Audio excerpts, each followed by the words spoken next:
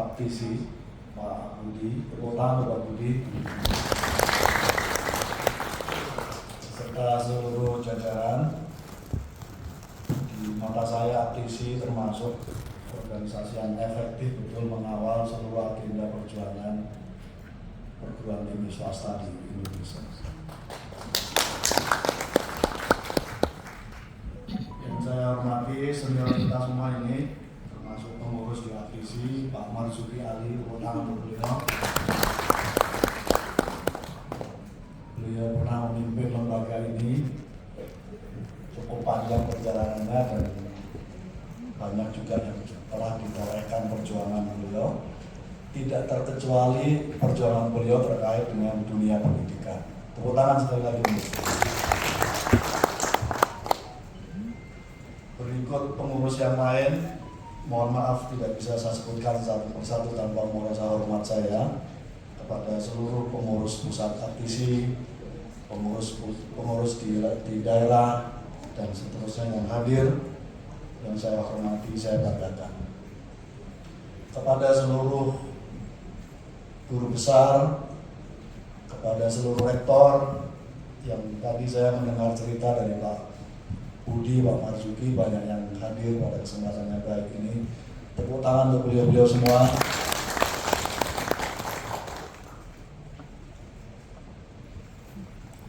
Ketua Forum Pimpinan Yayasan dan Pimpinan Perguruan Tinggi Swasta Papua dan Papua Barat. Terima kasih Pak.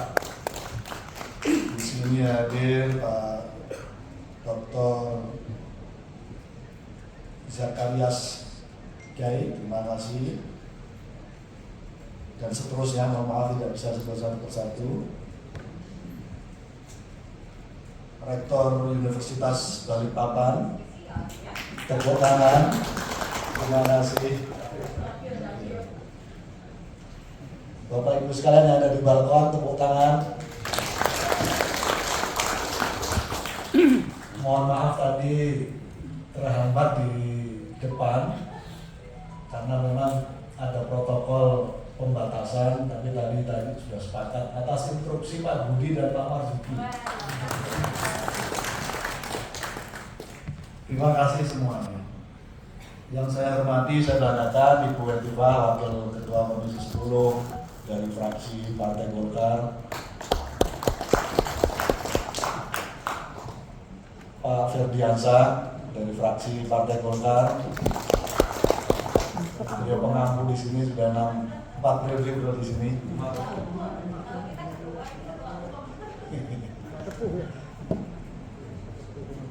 Terima kasih Prof. Johar yang jadi LO ini.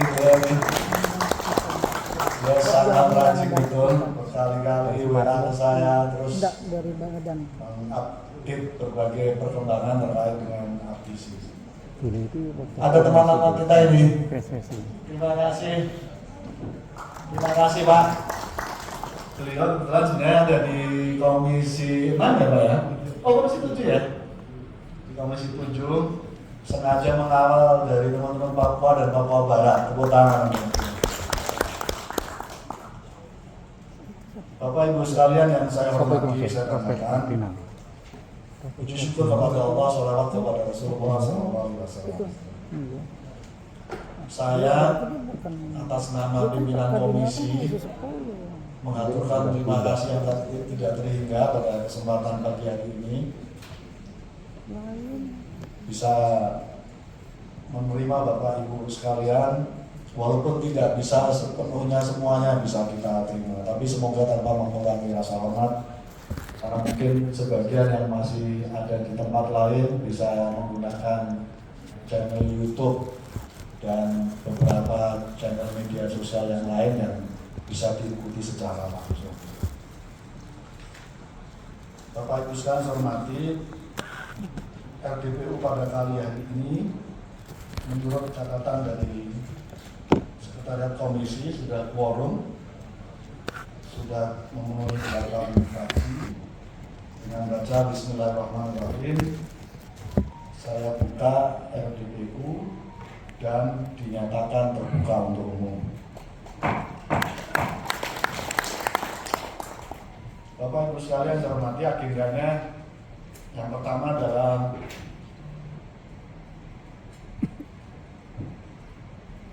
mendengarkan permasalahan PTS seluruh Indonesia sebagaimana hasil rapat kerja nasional ke-1 APTISI seluruh Indonesia.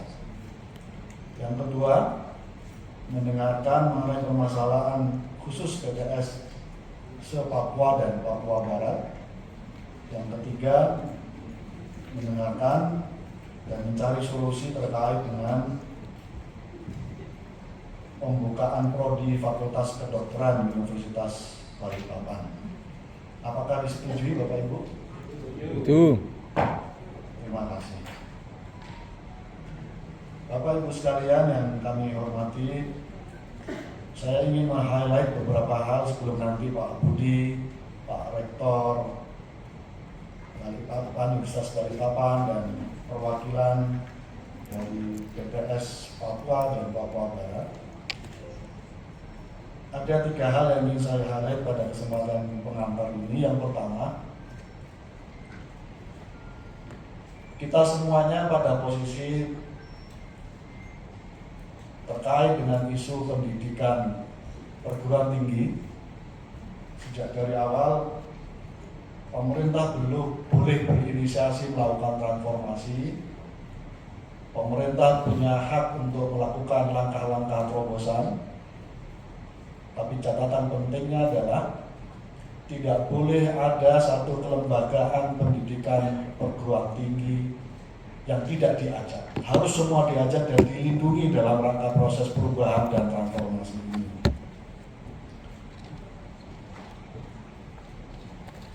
Pada konteks perlindungan dan pengakuan terhadap perguruan tinggi swasta yang ada ini,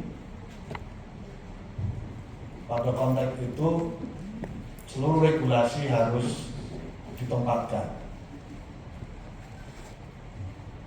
Itu yang pertama. Yang kedua, tentu setiap ada perubahan pasti ada masa transisi. Tidak boleh diandaikan tidak ada masa transisi. Karena itu semua mandat perubahan harus membayangkan ruang transisi. Di ruang transisi lah semua permasalahan dicarikan solusinya. Jangan sampai tidak dicarikan solusinya. Nah, karena itu saya merasa kalau hari ini kita merasakan ada berbagai kebijakan yang semangatnya untuk melakukan perubahan dan transformasi, saat yang sama harus disediakan ruang transisi, di mana di ruang transisi ini semua didiskusikan secara matang, semua diajak dalam proses dan dicarikan solusinya, win-win solution. Jangan sampai ada yang jadi korban dalam masalah semacam ini. Concern kami yang kedua adalah menyangkut soal membangun relasi yang harus semakin adil antara perguruan tinggi negeri dengan perguruan tinggi swasta. Ada sebuah tema yang seringkali kita dengar, ada semacam perasaan dari penyelenggara pendidikan swasta yang ditempatkan sama dengan perguruan tinggi negeri, padahal secara manajemen mandiri, sangat mandiri. Tapi saat yang sama harus mengikuti semua prosedur dan proses sebagaimana perguruan tinggi negeri yang lain. Nah, pada konteks ini perlu saya kira ke depan ada kebijakan yang bisa bersifat berlaku secara umum, tapi juga perlu ada kebijakan yang khusus dalam rangka untuk meningkatkan partisipasi dan percepatan kemandirian dan transformasi pembaruan di perguruan tinggi swasta. Apakah mungkin? Saya kira sangat cukup mungkin untuk melakukan itu. Konsep kami yang ketiga adalah menyangkut soal beberapa isu yang selama ini terus menghantui kita semuanya, menyangkut soal isu akreditasi, menyangkut soal isu merger, penggabungan beberapa perguruan tinggi swasta, dan beberapa isu-isu yang lain. Prinsipnya kami semua adalah mendorong dengan anggaran 20% pendidikan, semestinya bisa kita dorong untuk memfasilitasi proses percepatan ini semuanya, baik pada konteks untuk memberikan subsidi terhadap berbagai proses yang dibutuhkan dalam rangka akreditasi, dalam rangka merger, dan seterusnya dan seterusnya. Jadi sekali lagi semangatnya adalah ketika perguruan tinggi swasta pada posisi tidak mencukupi dalam proses perbaikan transformasi ini, pemerintah wajib memfasilitasinya. Pemerintah harus mendorong proses baik yang sifat melakukan peninjauan ulang terhadap aturan-aturan atau regulasi-regulasi yang ada, maupun kemudahan-kemudahan yang bisa dipercepat dalam rangka penyesuaian perguruan tinggi swasta dalam rangka percepatan penyelenggaraan pendidikan di tempatnya atau di perguruan tingginya masing-masing. Nah, pada konteks itu kami ingin mendapatkan nanti penjelasan lebih detail dari Bapak Ibu sekalian. Kalau sampai pada posisi perlu dilakukan revisi atas beberapa aturan atau regulasi yang ada terkait langsung dengan DPR, akan kami pertimbangkan untuk kita dorong pemerintah mengambil inisiatif. Kalau semangatnya harus melakukan revisi terhadap rezim revisi undang-undang pendidikan, kebetulan kami sedang dalam proses terkait dengan revisi undang-undang Sisdiknas yang akan kami gabungkan, juga nanti akan revisi terkait dengan undang-undang perguruan tinggi, undang-undang guru dan dosen dan seterusnya. Karena itu kami juga ingin mendapatkan masukan dari Bapak Ibu sekalian terkait dengan revisi ini.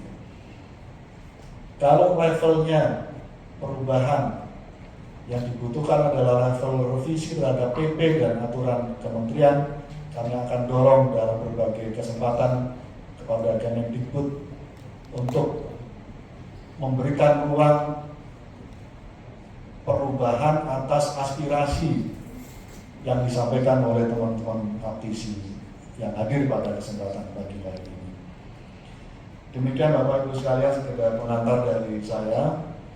Sebelum saya serahkan sepenuhnya forum kepada Bapak Ibu sekalian, karena waktu, jadi kami mohon izin untuk kita mensepakati waktu paling lambat kita tuntaskan rapat RDPU ini jam 13. Apakah disetujui? Setuju. Terima kasih.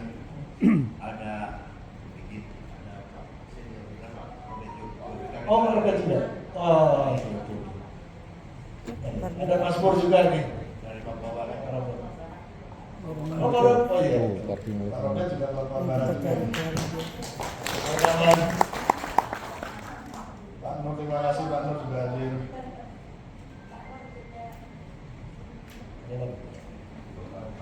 Dan teman-teman yang mungkin hadir secara virtual, teman-teman yang lain. Terima kasih semuanya. Selanjutnya saya persilakan Pak Budi untuk menyampaikan sebagai jubir. Kami persilahkan, mungkin nanti akan mempersilahkan teman-teman perwakilan dari provinsi-provinsi yang lain, dari beberapa rektor saya persilahkan. Tapi mohon nanti kita kelola manajemen waktunya jam 13 pas, nanti kita pas untuk ketok dalam rangka tuntas RDPU. Kami persilakan Pak Budi. Baik, terima kasih Pak Ketua. Bapak Ibu yang Allah Subhanahu wa Ta'ala yang hormat dan kita banggakan bersama, kesempatan ini Pak Jasa, Tuhan, dan teman-teman dari DPR, Komisi dari Papua, anggota DPR Papua dan komisi lain.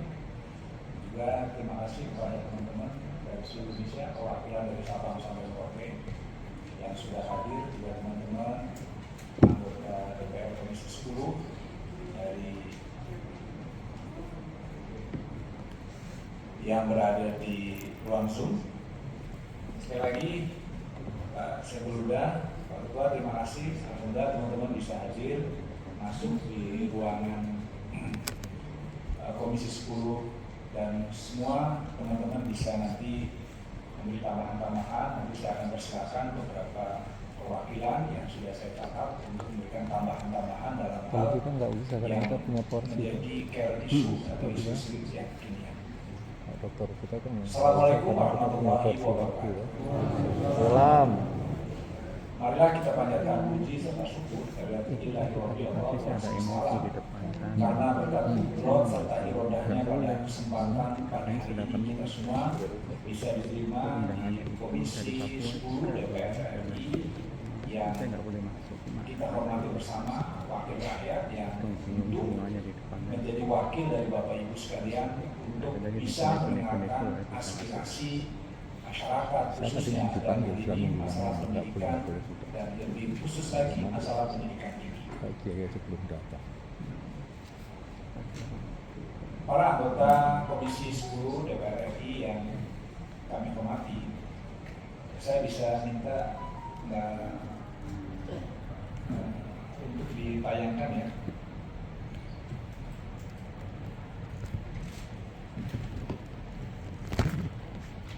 Ada semua ya?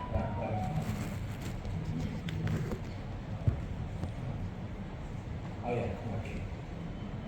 Dibesarkan. Jadi pertama ada isu besar ya, isu besar. Nah, isu besar ini yang tentu sangat menyesalkan dada PTS seluruh Indonesia. Hari ini kita sebenarnya akan menurunkan kurang lebih hampir 10.000 demo besar hari ini untuk membubarkan lang-lang yang brengsek yang orientasinya adalah bisnis. Tapi hari ini kami cegah.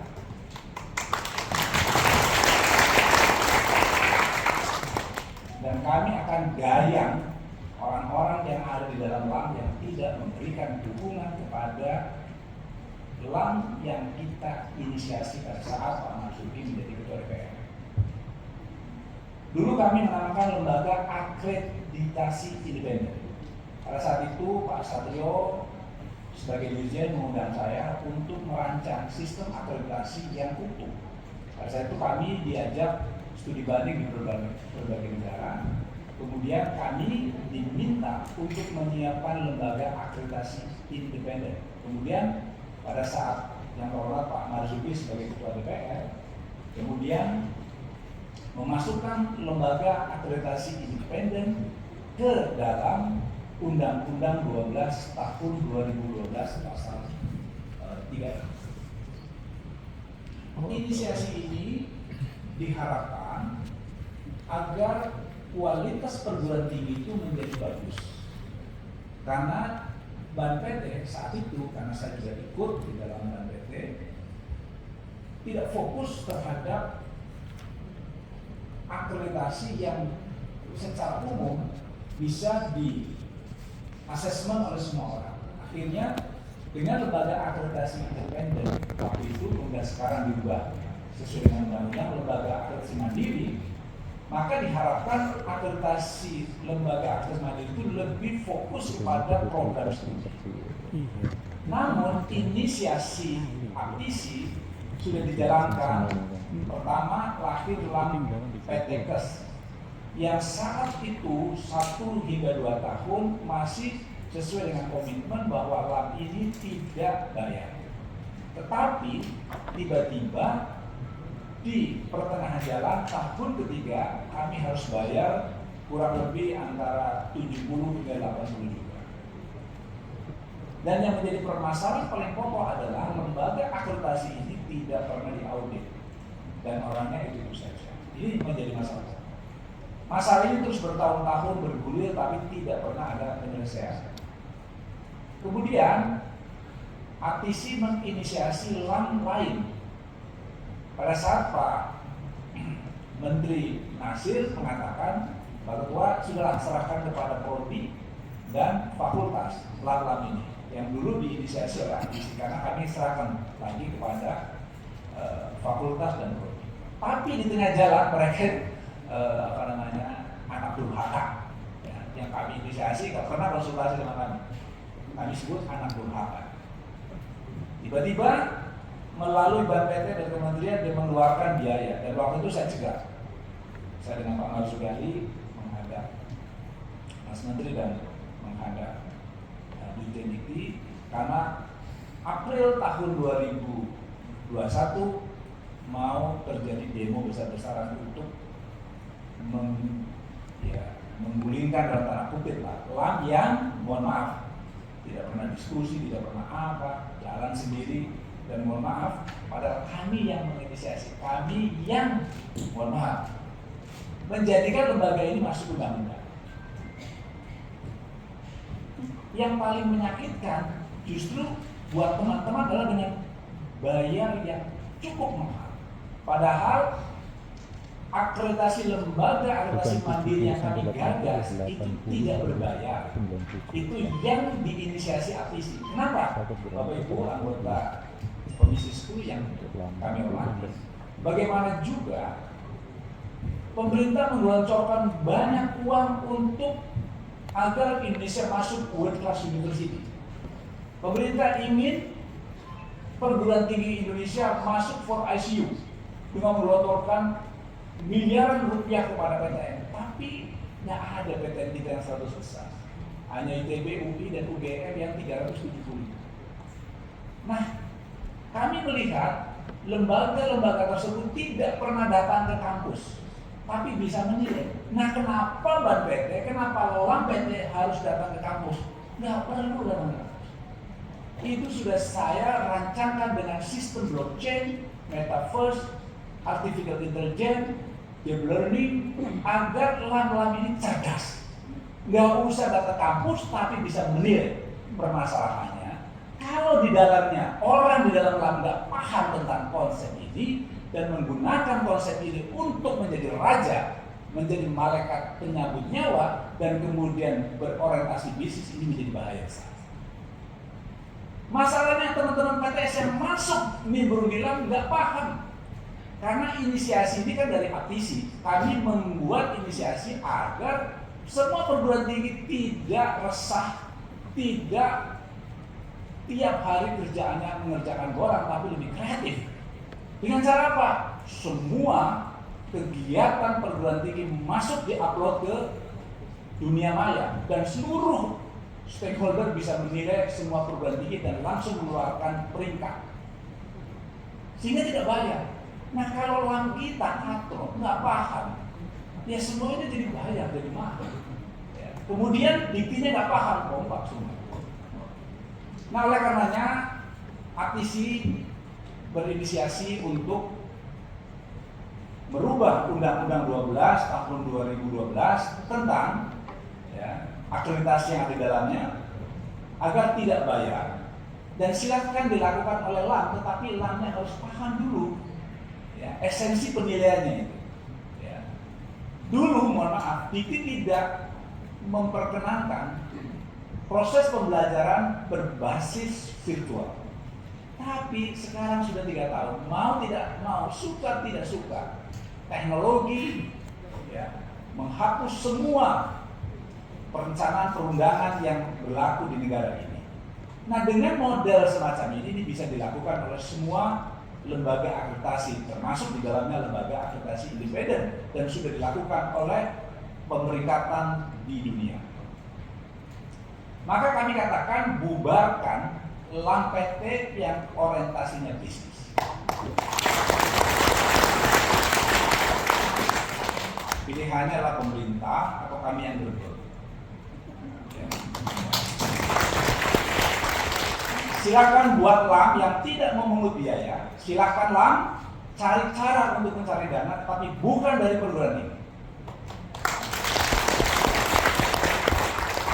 Dan diminta dana akreditasi prodi dari pemerintah dan tidak dikomunikasikan karena sekarang sudah keluar ada bantuan untuk akreditasi yang sudah kami menghadap bersama Pak Marzuki, tidak usah bayar, tetapi dikompetisikan. Kalau dikompetisikan paling cuma ada beberapa prodi saja. Sedangkan kami memiliki 31 prodi, 31.000 maaf. Yang ketiga, dalam rencana undang-undang Sisdiknas disebutkan bahwa akreditasi institusi itu sunnah dan akreditasi prodi itu wajib. Ini mohon kiranya ini terbalik. Mestinya akreditasi institusi itu wajib karena rektor yang bertanggung jawab penuh terhadap mutu pendidikan. Akreditasi prodi sunnah, mau akreditasi atau tidak ada masalah. Nah, akhirnya siapa saja nanti ke depan yang ingin berakreditasi dengan lembaga akreditasi independen dengan biaya dibantu pemerintah ya silakan. Kalau yang tidak mau ya tidak masalah. Ya. Kemudian dalam akreditasi itu ada peringkat C baik, ada peringkat B baik sekali, A unggul. Hal ini tentu menjadi permasalahan bagi, mohon maaf, terutama bagi perusahaan BUMN yang belum paham, khususnya pemerintah daerah juga belum paham.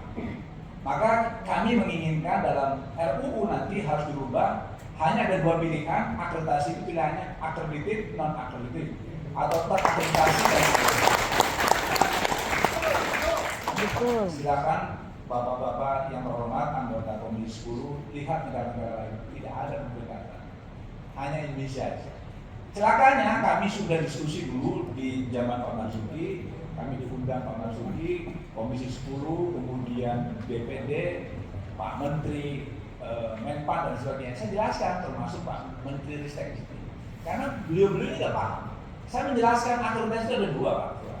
Akreditasi institusi dan akreditasi prodi. Akreditasi institusi itu untuk menilai kinerja rektor atau pimpinan perguruan tinggi. Akreditasi prodi itu mengukur kinerja ketua prodi.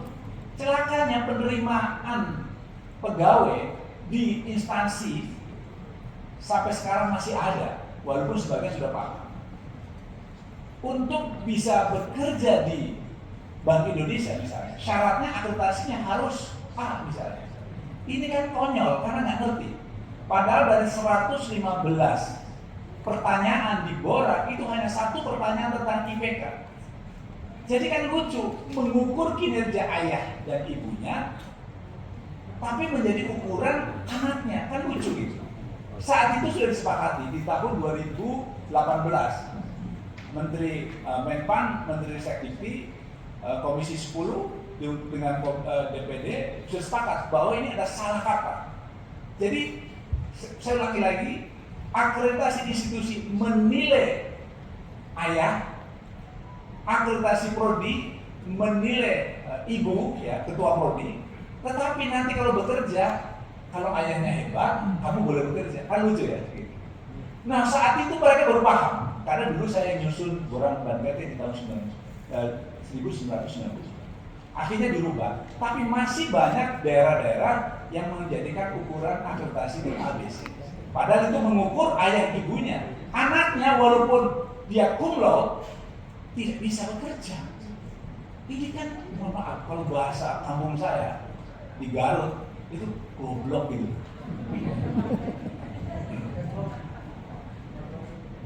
Berikutnya, jika ternyata pemerintah belum mampu memberikan dana akreditasi, maka kembalikan saja sekarang di Bantek dan tetap melalui perpanjangan waktu jika akreditasinya tetap. Ini akan lebih jauh efektif pekerjaan seluruh ketua prodi di Indonesia.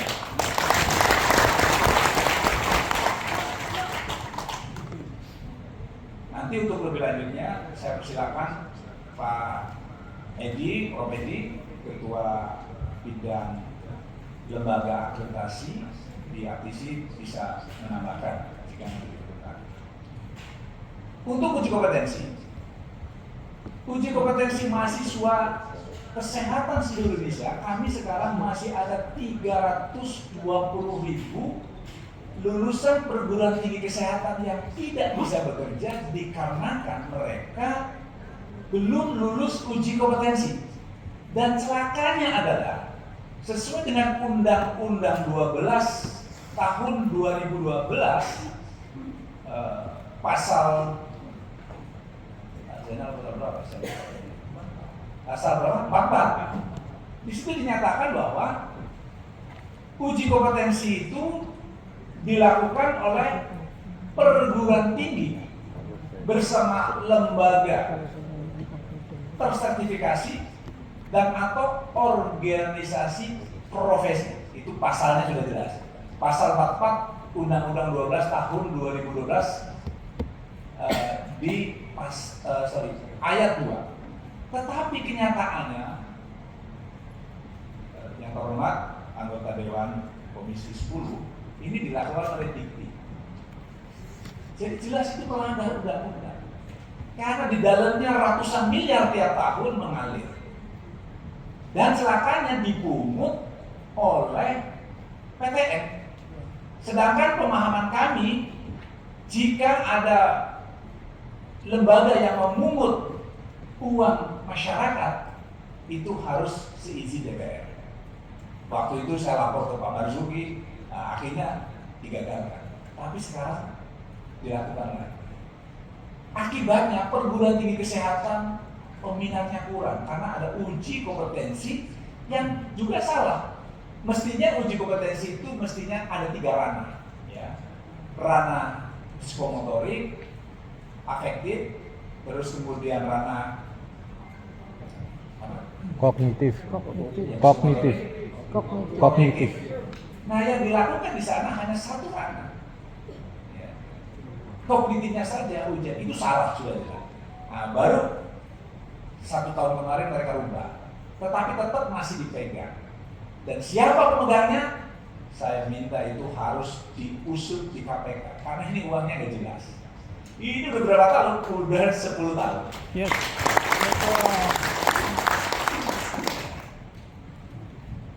Saya persingkat saja, nanti untuk lebih jelasnya saya minta Pak Senal, Pak Bahdim untuk menambahkan.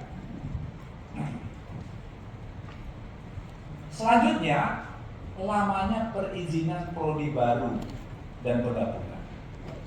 3 kali saya diminta menghadap Pak Presiden Jokowi berkenaan Indonesia yang jumlah jumlah perguruan tingginya 4.521, saat itu masih 4.200. Bersama Pak Menteri Nasir dan Mensesnek 3 kali saya dipanggil Pak Presiden. Pak Presiden mengatakan, Pak Ketua, kalau bisa Indonesia jumlah mahasiswanya 2.000. Saya baru sehari kemarin pulang dari China. Perguruan tinggi di sana hanya 2.100. Indonesia itu 4.400. Kita terbanyak di dunia. Kalau kita bandingkan misalnya Australia yang luasnya luar biasa hanya 70, Korea hanya 50 misalnya, Malaysia hanya 135. Kita memiliki perguruan tinggi yang sangat banyak. Saat itu saya menjawab pada Pak Presiden, 3 kali saya dipanggil beliau, saya katakan sulit kita memerger perguruan tinggi karena kita tidak ada insentif.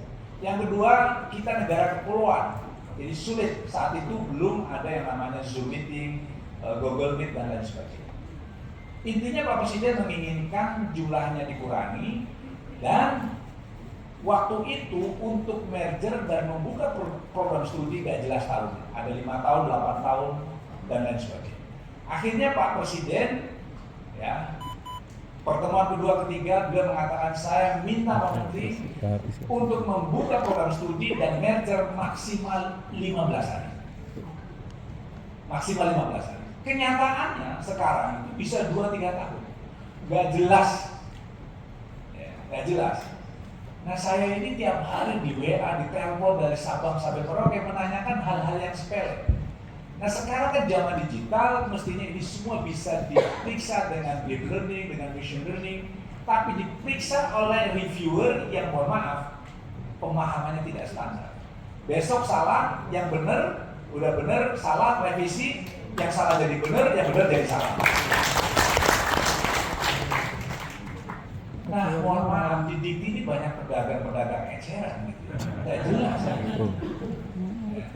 Padahal kami di swasta itu banyak reviewer, asesor yang bisa memberikan kontribusi kalau itu memang kesulitan.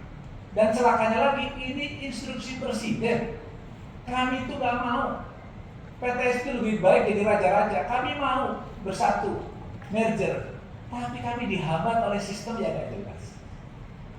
Kami sudah rugi bertahun-tahun, bisa 2, 3, 4 tahun. Kami harus bayar calon dosen, calon karyawan, calon pustakawan, panitia. Itu tiap bulan harus bayar lebih dari 20 sampai 50 juta untuk bayar honor-honor. Kalau 2 tahun berapa? Ini tidak dipahami oleh para pemegang kementerian. Jadi intinya adalah kami ingin meminta pernyataan Pak Presiden Joko Widodo. Beliau mengatakan 15 hari dan 15 hari mestinya dilakukan dengan benar. Dulu Pak Dirjen merubah dari silent atau siaga. Dari perubahan ini justru menghambat. Ya. Lama sekali, tujuannya bagus, tetapi sistemnya ini enggak user friendly dan masih sulit. Kami berharap kalau misalnya di Kemenristek ini sulit, kami siap membantu sistem yang jauh lebih bagus dan nggak usah bayar. Jadi, daripada di sana diproyekin harus bayar juga sulit juga. Kami siap kalau misalnya Kemendikbud, apalagi Nadiem ini kan punya perusahaan-perusahaan IT, kami siap serahkan KTC, kan buatin sistem 1 bulan insya Allah beres, nggak usah bayar. Kemudian kami juga terhalang dengan pembukaan prodi-prodi kesehatan. Salah satunya kedokteran, perawat, dan lain sebagainya. Saya berulang-ulang di ruangan ini meminta untuk dibukakan program studi kesehatan, khususnya kedokteran. Karena Bapak Ibu yang saya hormati, semakin banyak dokter, semakin negara ini bagus, semakin murah.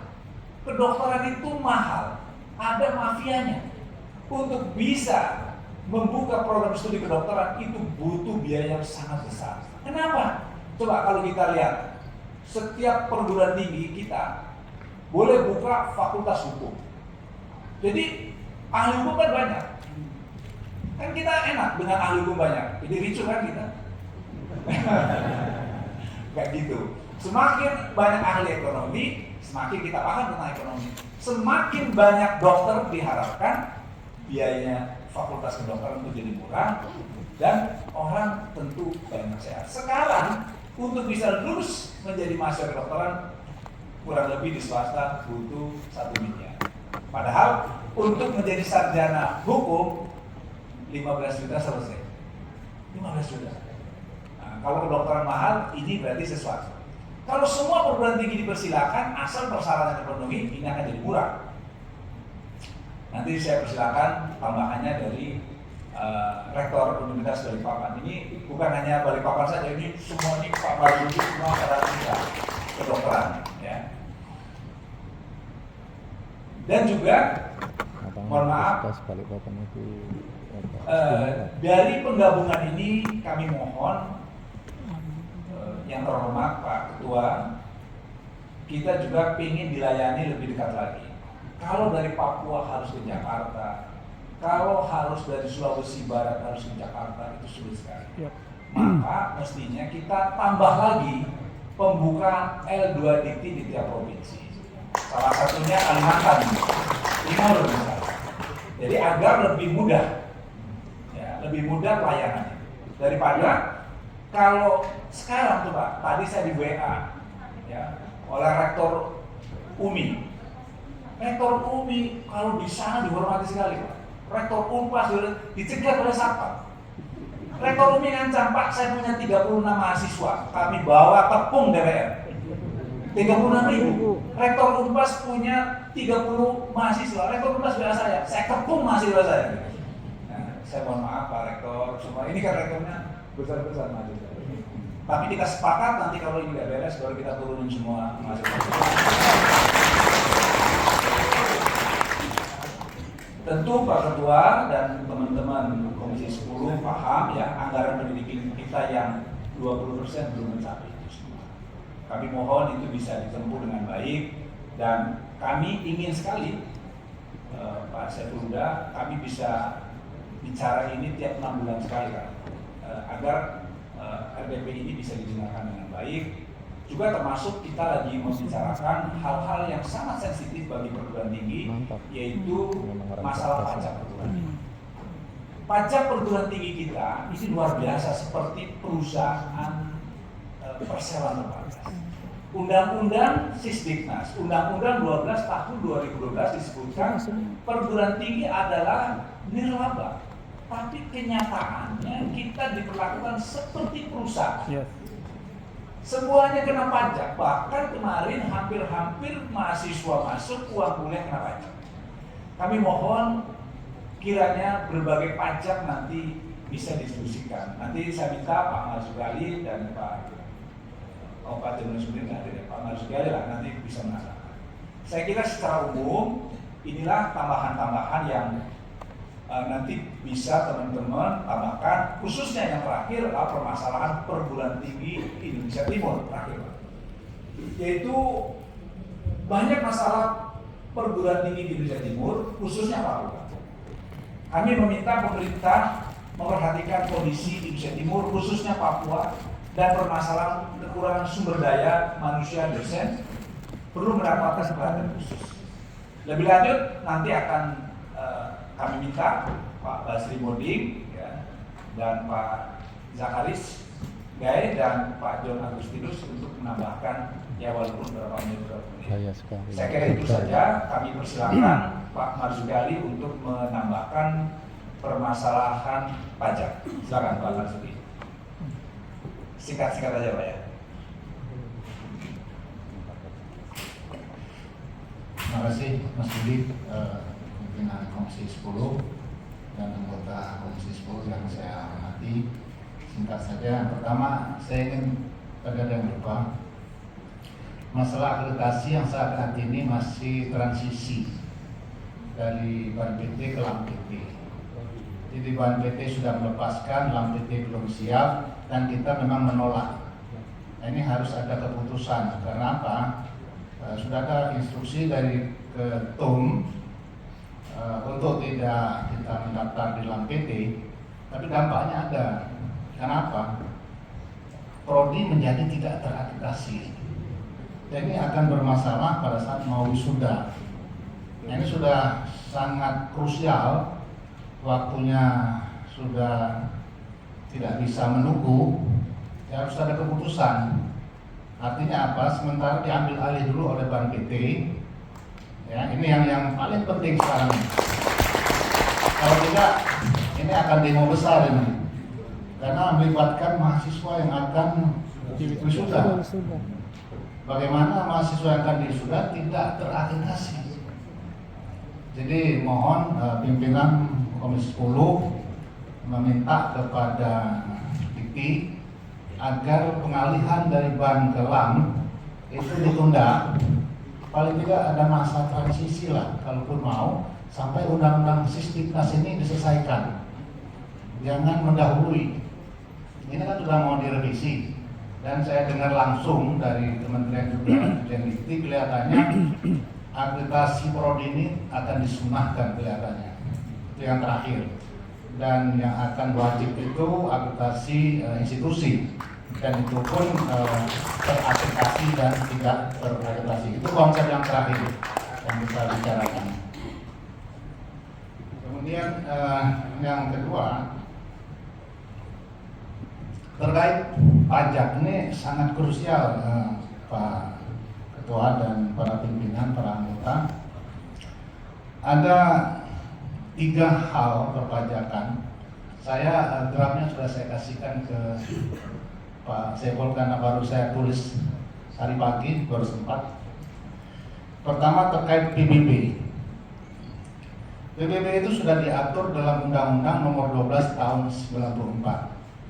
itu perubahan atas Undang-Undang Nomor 12 Tahun 85 Pasal 3 Ayat 1. Ya, jadi aset yang digunakan untuk kepentingan publik, untuk kepentingan misalnya gereja, masjid, pendidikan, itu tidak dikenakan PBB. Undang-undangnya jelas, tegas.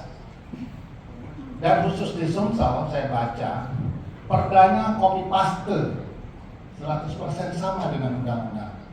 Saya baca lagi, perwakunya sama 100%, tetapi prakteknya masih dipungut. Dan yang dipungut ini hampir seluruh Indonesia. Dan untuk diketahui, perguruan tinggi yang lama sudah mengabdi untuk negeri ini, seperti di Sumsel itu ada yayasan IBA, itu tahun 60-an sudah berdiri. Itu orang yang memang untuk mengabdi, punya lahan hektaran, pinggir jalan besar, harus bayar pajaknya berapa itu? Saya saja sudah lama di pinggir jalan Sudirman, yang dulu harganya nggak seberapa, sekarang harganya 20 juta. Itu berapa saya harus bayar pajak PBB? Jadi saya sudah 3 tahun nggak mau bayar. Kemarin saya gugat ke Petun karena tidak ada solusi, tetapi gugatan ini hanya menyangkut diri saya. Karena kita petungkan itu keputusan daripada pejabat tata usaha negara yang terkait penetapan pajak kami saja. Tetapi ini pelanggaran terhadap undang-undang.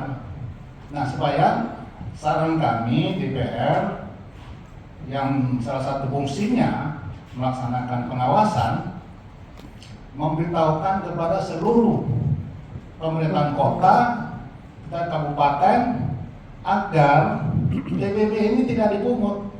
Kenapa? Sesuai Undang-Undang Sisdiknas Nomor 12 Tahun 2003, lembaga pendidikan itu nirlaba. Jadi kalau tidak nirlaba, tidak akan diizinkan. Nah, karena nirlaba artinya bebas PBB, tetapi tidak dilihat itu. Nah, ini kita harapkan pertama PBB ini segera dibuat surat kepada Pemkot, Pemkab, karena pelanggaran terhadap undang-undang. Dan kita bertarung dimanapun mereka tetap memungut. Itu yang pertama. Yang kedua, terkait dengan pajak penghasilan. Di dalam undang-undang perpajakan, pajak penghasilan itu akan dikenakan terhadap sisa usaha yang tidak digunakan untuk masa 4 tahun. Misalnya tahun ini kita dapat 10 miliar, besar ya. Kalau tidak digunakan selama 4 tahun, maka otomatis itu dikenakan pajak. Padahal kita ini nirlaba. Pendidikan ini perlu mengkapitalisasi dana. Kita ingin ada akumulasi dana untuk supaya ke depan kita mandiri. Tapi kalau dipajaki, ya kita kapan mau. Dan apa yang saya laporkan hari ini adalah akumulasi dari persoalan-persoalan yang dihadapi oleh PTS selama 4 tahun terakhir. Jadi meskipun kami baru rapat bulan Maret 2022 ini, tapi apa yang saya sampaikan ini adalah hal-hal penting yang menyangkut persoalan-persoalan yang dihadapi oleh perguruan tinggi swasta Papua dan Papua Barat. Saya hanya sampaikan hal-hal yang spesifik saja Papua dan Papua Barat. Yang pertama ini berkaitan dengan regulasi, khususnya berkaitan dengan SDM dosen dan tenaga pendidikan. Saya perlu sampaikan bahwa dosen di 2 provinsi ini, saya rasa saya tidak tahu provinsi lain, tapi di kami sangat sulit mendapatkan dosen mengajar di perguruan tinggi swasta. Kalaupun itu ada, umumnya itu dari luar Papua, mereka tidak bertahan lama di sana. Oleh karena itu, tadi kita dengar soal akreditasi. Kita mayoritas akreditasi program studi itu akreditasi C, baik. Jangan harap menjadi A, sampai hari ini saya rasa tidak ada. Oleh karena itu, salah satunya adalah persoalan dosen ini.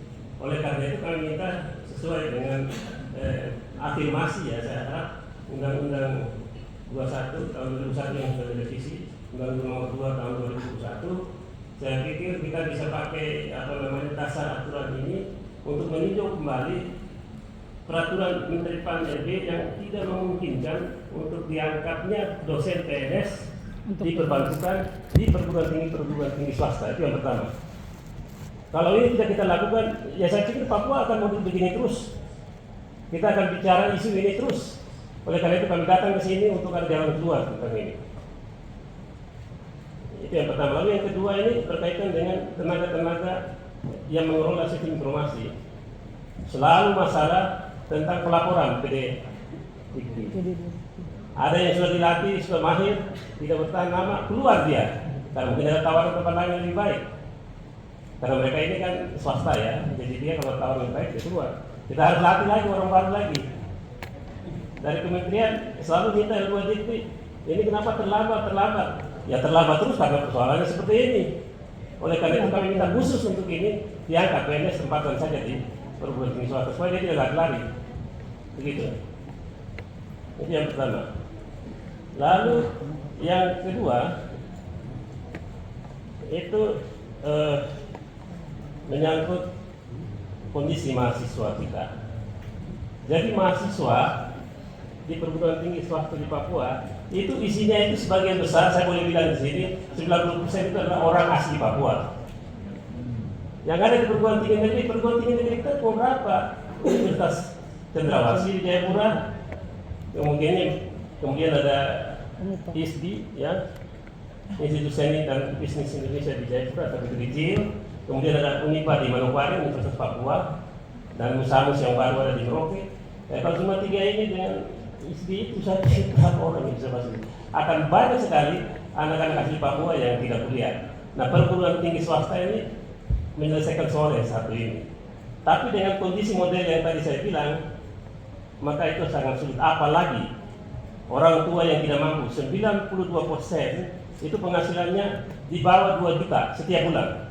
Dari jumlah ini, 54% tidak berpenghasilan tetap. Mahasiswa kita, kalaupun dia dapat beasiswa yang cuma biaya hidup, untuk pergi ke kampus saja, dia kan harus makan, harus ongkos transport, itu saja tidak bisa. Jadi, beasiswa ini kalau hanya cuma untuk biaya pendidikan saya rasa itu tidak akan menyelesaikan persoalan. Banyak sekali drop out. Kami sudah sampaikan laporan, saya tidak akan baca di sini, tapi itu persoalan yang terjadi. Maksudnya banyak, keluarnya sedikit, banyak yang drop out. Kalau kondisi seperti ini terus, saya rasa akan sulit sekali. Oleh karena itu perlu ada intervensi khusus, beasiswa, afirmasi untuk anak-anak terutama yang asli Papua, yang ada di swasta. Saya mau bilang bahwa anak-anak Papua yang datang sekolah di Jakarta, di luar Papua, itulah orang tua yang mampu, Pak. Yang tidak mampu itu ada di daerah. Dan mereka kuliah di mana? Ya di PTS ini. Yang modelnya tadi Pak Bambang sudah bilang itu di Papua mungkin saya rasa lebih di bawah lagi dari luar Papua. Itu yang pertama. Yang kedua. Kemudian yang ketiga itu minimnya sarana prasarana, ya, laboratorium praktikum dan sebagainya. Kita tidak ada swasta yang miring mata sama kami untuk bantu dana-dana CSR, tidak ada, Pak. Ini kalau pemerintah tidak lakukan intervensi di sini, ya apa yang kita harap soal kualitas daripada anak-anak IPA seperti itu. Nah, oleh karena itu kami selain tadi soal yang kaitan dengan Menpan RB, soal pengangkatan pegawai, ada regulasi aturan yang memungkinkan daerah bisa membantu perguruan tinggi swasta di provinsi maupun kabupaten kota. Ini kalau kita bicara di DPR kita bilang begini, perguruan tinggi itu urusannya pemerintah pusat. Provinsi itu ngurus, sekarang ini ngurus SMK, saya dengar lagi mau SMK kembali lagi ke kabupaten kota ini. Jadi kami tidak urus perguruan tinggi. Juga di kabupaten juga seperti itu. Kami tanya di pusat ngurusnya cuma PTN. Lalu kami ini siapa yang ngurus, Pak? Begitu. Oleh karena itu, saya minta selain tadi tinjauan terhadap aturan yang kaitan dengan Menpan RB tentang pengangkatan dosen IPK itu yang berhubungan di PTS, ada dasar aturan yang memungkinkan supaya daerah bisa memberikan dukungan pembiayaan bagi perguruan tinggi swasta. Kalau ini tidak kita lakukan, ya saya pikir akan begini terus. Oleh karena itu, saya minta di kesempatan yang terhormat ini, dua hal ini saya minta diselesaikan, Pak. So, kalau tidak, kita bicara isu-isu yang lain, itu sebetulnya dianggap cuma ini saja, itu yang mau saya kasih tahu di sini. Saya kira itu saja yang bisa saya sampaikan pada kesempatan ini. Sekali lagi terima kasih Pak Ketua Komisi yang terhormat. Sekian dan terima kasih. Kami persilakan Pak John Agustinus. Iya. Ini aja. Bisa tidak? Silakan. Siap. Yang terhormat Bapak Pimpinan, izin Bapak saya lepaskan masker. Bapak Pimpinan Dewan dan anggota Dewan yang saya hormati, dan juga Pak Ketum, Pak Marzuki Ali, beliau ini dosen saya, dan juga pimpinan BTS dan pimpinan Aktisi. Izinkan saya John Agustinus Bapak, saya Ketua Aktisi 14A Papua. Sebelumnya kami tadi sepakat itu Pak Zakaria saja yang bicara, tapi saya ingin menambahkan saja sedikit Bapak lewat forum ini. Kami Aktisi dan LLDT pernah ketemu dengan Komisi 10 waktu itu masih yang sebelumnya Bapak, periode sebelumnya, sebelum PON. Dan kami sudah menyurat juga kepada Komisi 10 pada waktu itu dengan materi yang sama seperti ini Bapak, materi yang sama. Kemudian tahun 2019 itu di Jayapura terjadi kerusuhan dan ada istilah eksodus ya, mahasiswa Papua yang kuliah di luar Papua itu diminta kembali semua ke Papua, dan kami diminta untuk menangani itu semuanya. Dan kami LLDT juga waktu itu salah satu tokoh masyarakat diminta ketemu dengan presiden, saya lupa tahun berapa itu, untuk menyampaikan permasalahan yang ada. Dan materi ini juga kami sudah bawa itu ke presiden Bapak, ke presiden juga. Dan kami juga sudah ketemu dengan DPRP juga dengan materi yang sama seperti ini Bapak, materi yang sama. Cuma pertanyaan satu Bapak, tidak ada jawaban Bapak sama sekali. Saya tidak tahu apakah itu dibaca atau tidak. Saya tidak tahu apakah itu diberikan kepada presiden atau tidak, ataukah mereka tidak bisa baca. Saya tidak ngerti Bapak, tidak mengerti. Karena sampai hari ini pun tidak ada jawaban. Kami selalu datang ke Jakarta, Jakarta selalu bilang, kan sudah ada otsus di Papua. Saya tidak tahu ya, bicara otsus itu layak atau tidak di ruangan ini Bapak.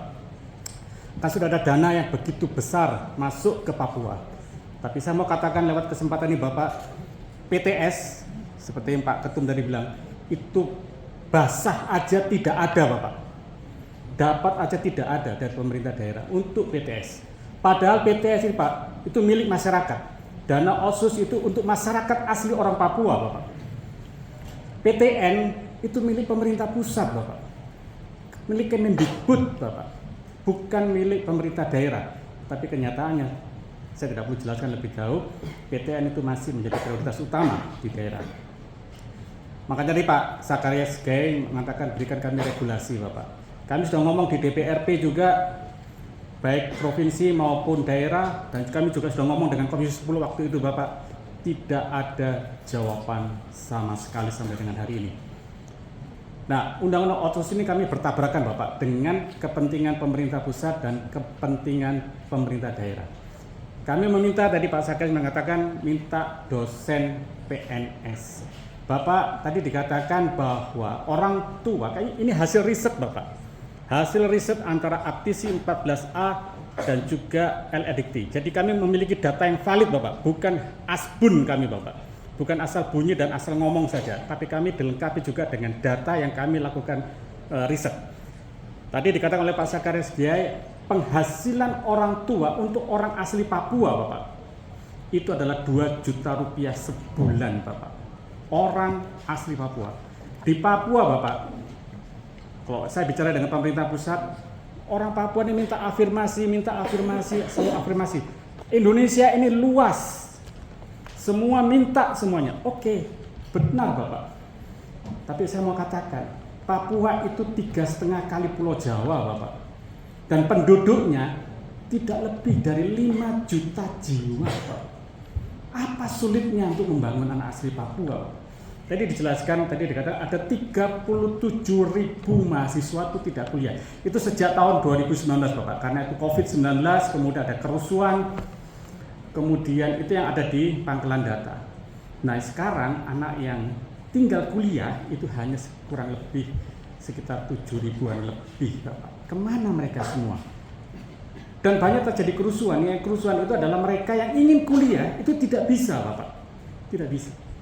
Dan pemerintah dalam hari pemerintah daerah itu harus intervensi kepada perguruan tinggi swasta. Jadi dikatakan juga perguruan tinggi swasta di Papua dan Papua Barat itu ada 71 sekarang ini, Bapak.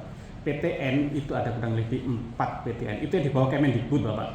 Sedangkan ada juga perguruan tinggi yang di bawah kedinasan yang lain, dan itu membutuhkan uluran tangan dari pemerintah daerah. Saya pernah dengan LEDT mengatakan berikanlah beasiswa itu kepada orang asli Papua. Orang Jakarta bilang katanya sudah ada Otsus, tapi Otsus tidak mengenal kepada kami, Bapak. Kami minta di Otsus perguruan tinggi tadi katakan itu urusan pemerintah pusat, bukan pemerintah daerah. Bapak mohon lewat kesempatan yang terhormat ini, tolong kami, Bapak, dengan sebuah regulasi. Tolong ini dipatahkan, Bapak. Regulasi mengatakan perguruan tinggi itu milik pemerintah pusat, kemudian nanti di daerah atau di pusat dan itu sudah punya Otsus. Tolong, Bapak, tolong. Otsus itu yang katanya 120 berapa triliun ya yang masuk ke Papua selama 20 tahun lebih, periode yang pertama, Pak. Ini mau masuk periode yang kedua tahun ini, ketambah lagi 2,5%. Jadi berapa dananya? Dari dana OSIS 2,25 dari dana daun. Itu perguruan tinggi swasta sampai hari ini belum dapat, Bapak, belum dapat. Dan kami selalu ke Jakarta selalu bilang begini, Kemendikbud. Kan sudah perjanjian perguruan tinggi swasta itu menandatangani bahwa sanggup membiayai. Iya benar, Bapak, itu tempo dulu, Bapak. Tapi Jakarta juga selalu membuka prodi-prodi perguruan tinggi yang baru di Papua. Dan prodi-prodi ini juga akhirnya membutuhkan uluran tangan, Bapak. Uluran tangan. Jadi lewat kesempatan ini saya hanya menambahkan aja apa yang katakan Pak Zacharias Giai tadi. Bapak tolong kami dengan dosen-dosen. Kalau dosen itu diterima dengan dosen PNS, itu sangat membantu kami, Bapak. Karena perguruan tinggi ini, Bapak, kalau Bapak ke Jayapura atau ke Papua, kalau mereka wisuda, Bapak, mereka memang di wisuda kucirnya dipindahkan, Pak. Kadang-kadang mereka itu belum bayar SPP, Bapak. Bahkan juga mungkin belum lunas itu, Bapak, belum lunas. Karena tadi penghasilan orang tua itu hanya 2 juta, Bapak. Bagaimana mereka harus membiayai? Rata-rata orang tua mereka itu kerja di kebun, dan kebun itu kebun hutan, Bapak. Yang kadang-kadang mereka itu sebulan sekali baru mereka pulang. Jadi sangat membantu perguruan tinggi swasta jika dosen itu adalah dosen dari PNS. Karena kami yang terbesar adalah membayar gaji dosen. Makanya jangan heran, Pak, kami di sana agak sedikit tertinggal. Tadi dikatakan akreditasi, ya cukup ya. Oke, terima kasih, Pak. Sedikit, Pak Budi. Kami di Papua PTS tidak ada akreditasi A. Bahkan profesor pun itu kami belum ada sama sekali. Mungkin itu aja. Terima kasih. Terakhir untuk masalah Indonesia Timur, Pak Basri. Itu kalau bersaingnya secara nasional, kasih kami alokasi anggaran untuk Papua dan Papua Barat bersaing di Papua dan Papua Barat juga, PTS kami, supaya kami bisa mendapatkan kue-kue dari Jakarta ini. Jadi teman-teman kami ini tidak ke Jakarta ini hanya untuk mencari dana-dana itu, tapi tidak ada bisa bersaing. Itu yang pertama. Kami raker kemarin dari Papua Barat 100 orang mengadakan di Jakarta, Pak. Hanya untuk mendekatkan diri kepada pemberi keputusan. Tapi yang datang tuh hanya 1 orang saja dari Kemenristekdikti. Padahal ingin sekali nih dari kami di Papua Barat untuk memberikan masalah-masalah yang ada ini. Tapi bersyukur, saya puji Tuhan, syukur alhamdulillah hari ini Ketua Komisi dan beserta jajarannya menerima kami untuk mengutarakan unek-unek. Sampai salah satu teman saya, coba tahu susahnya mendirikan PTS di Papua, saya bikin hotel saja, bukan bikin perguruan tinggi. Saking susahnya itu, Pak. Tapi tolong, karena nawaitu kita adalah untuk akhirat juga, maka kami tetap komitmen untuk membangun SDM Papua dan Papua Barat. Terima kasih, Pak. Wassalamualaikum warahmatullahi wabarakatuh.